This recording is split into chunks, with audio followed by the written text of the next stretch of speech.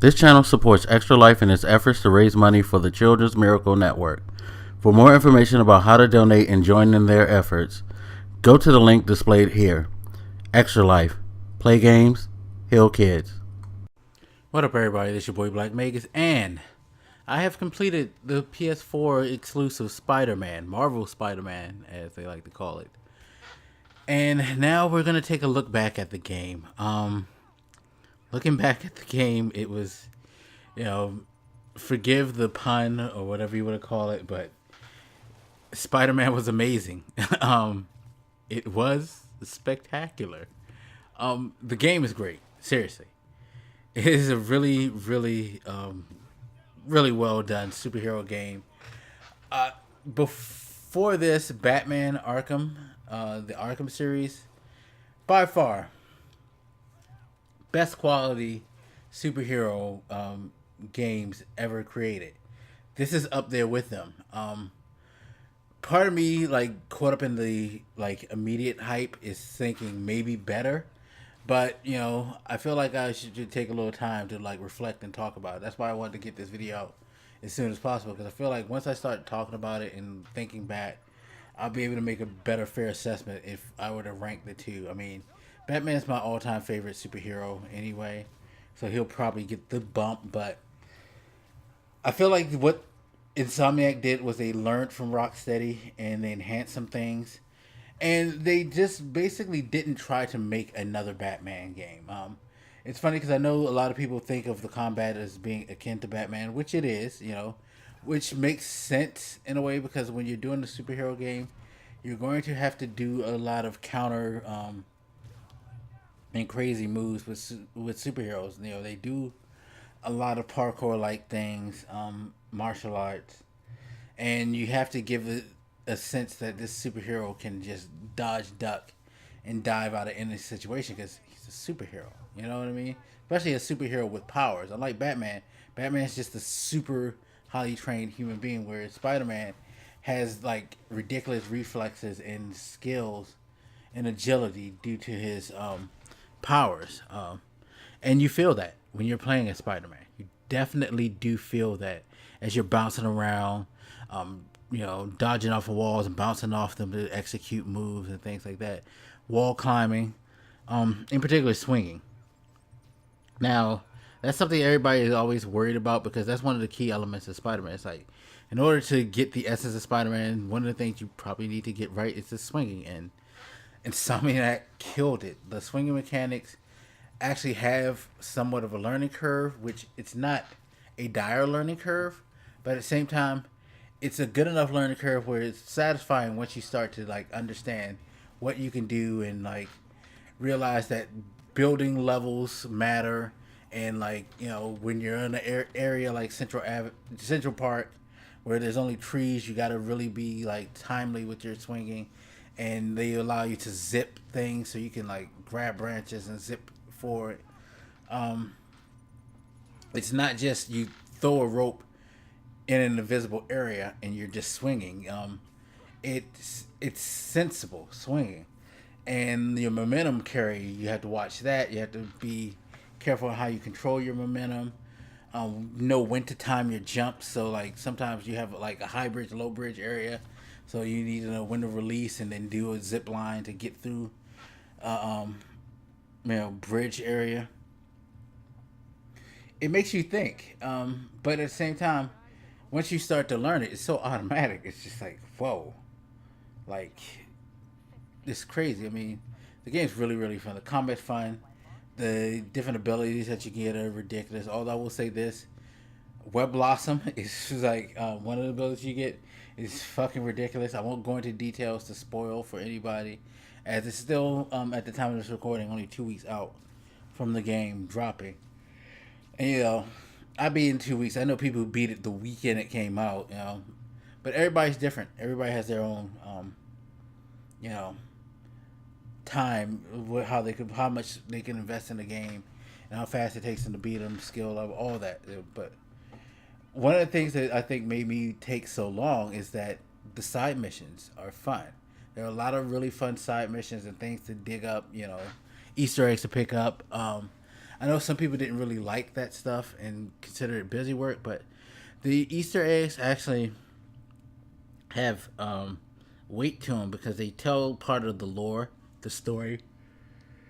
It'll give you background on Spider-Man because as you start this game, you're playing a mature Spider-Man who's 8 years in, who's already been around the block, facing all of his villains. This isn't a origins establishment story.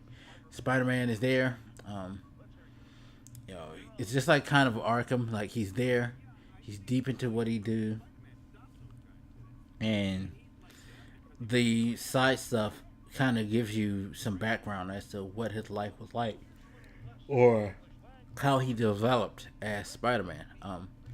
The villains are great. The boss fights are great. I didn't find much that I thought was tedium. There were a couple of things that you did, like side quests or challenges, that didn't really interest me. But there's so many challenges and side quests that you could pick up a lot of stuff that'll really, really interest you. And sometimes you'll see stuff that don't, but you'll have a lot to do. You're not just running through a linear story the whole time. I mean, I think one of the better touches was the crimes. Basically, crimes are kind of a side quest, but they're random. They come up, they happen in whatever places. You can be just swinging to an area, trying to go to a mission, and then you'll hear something over the police radio saying that something's going down, and you can either go to the crime or go to where you're going. I thought that was great how they did that because it made it feel like there is a life to the city. Because in the large metropolitan city like New York, there's random crime going on anywhere, and you just happen to go by an area and you pick it up on your radio, you can go take care of that crime. So it was like, yeah, you're not just swinging through an empty city. Even when you're not swinging, you're walking. You can engage with some of the citizens, high five them, take selfies with them. If you go into your menu, you have your phone and your Twitter account, and people are tweeting you, and you're tweeting back, and you're reading tweets about you. They definitely put life to the world with that type of stuff. It's great. Even riding the subway, you get to ride the New York subway, and it's like hilarious. What happens as a fast travel system? The things that you see happening while you're riding.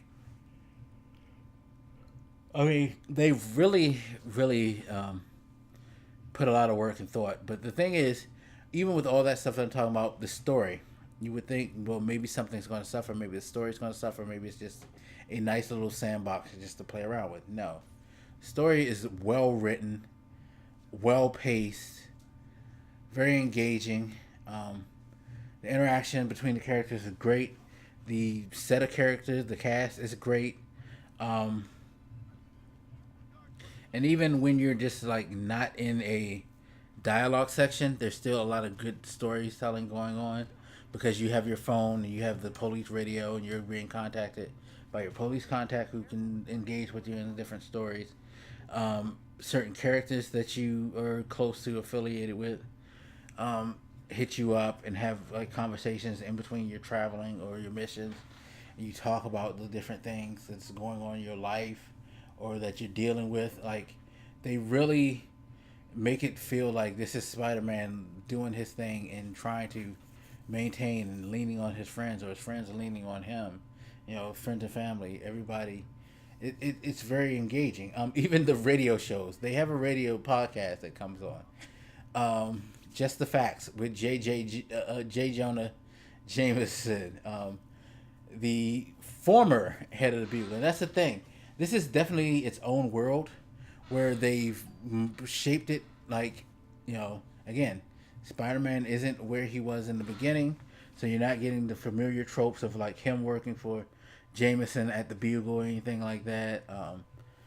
And certain characters aren't where you think they would be or you expect them to be because time has passed, things have moved on, and they've made some changes for their own benefit. But even the things that they made that don't fit into quote unquote canon are great because they've created their own canon that's actually very viable and very deep and rich and very, very engrossing. And I'm hoping there's a sequel because I'm looking forward to continue to see how certain characters are going to develop over time and what's going to happen down the line. Even the villains are given a lot of depth in certain areas that you will get to as you progress to the game, where you'll find out a lot even about the villains and what their motivation are in this game. Um, yeah, there's like so many incredible moments. Like there's boss fights where I won't. Again, I'm not trying to do a spoiler video, but there's boss fights where, or just engagement with regular characters where you don't even have to touch the ground to complete them. You could swing all the way around through certain scenarios and just like do crazy fighting with people, which is bananas. Again, they really leaned into what Spider-Man is and what he can do, and they let you do that, which I so much appreciate. I mean, Insomniac definitely put a lot of thought into this and made it something very rich. And if you have a PS4, you owe it to yourself to get this.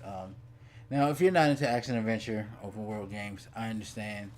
But if you even like some of them, like you like Grand Theft Auto and stuff like that, get this game. You don't have to be a Spider-Man fan. I really think that you will enjoy the gameplay, the combat, just the world. New York City is dope. The landmarks that you see, the fact that you know the game is in the MCU universe, but they still make sure to throw in dabs and stuff to like make sure you realize, like, yeah, you're fucking around in Marvel's universe. Yeah, the MCU proper, even though it's an alternative storyline for Spider-Man, which is fucking dope. I'm glad they let them go their own way and develop their own Spider-Man kind of universe. At the same time, Insomniac held true to certain aspects of Spider-Man's world that are kind of canon and all of that. So it's all around great job done. Like, I am more than satisfied, and I'm more than eager to see a sequel. But I still have DLC coming because I actually got the digital deluxe. So there's DLC that we're gonna visit and talk about. The first one up is Black Cat, which I'm looking forward to. I'm looking forward to whatever else they put in there too, because it is going to be pretty damn interesting, I think. Yeah. Now, the game is great. The game is great. Definitely enjoyed the experience. And I probably will come back and play it because there's a lot of stuff in the open world that I kind of want to do, because it's a game that even if you don't want to invest in the story, just the swinging around and the crime fighting and stuff like that is engaging enough to kill like hours on. Like, they really did a solid job of that game. Insomniac, hats off to you. You guys are already great with the Ratchet and Clank and stuff like that. Sunset Overdrive. You're great with Spider-Man, and I hope that Marvel and Sony comes back to you and asks for another one, because it was fabulous. It was definitely fabulous. Anyway, I'm done with this. So, as always, you guys, feel free to hit me up. Let me know what you think, and I'll holler at you later. This your boy Black Makers, and I'm out. Deuces.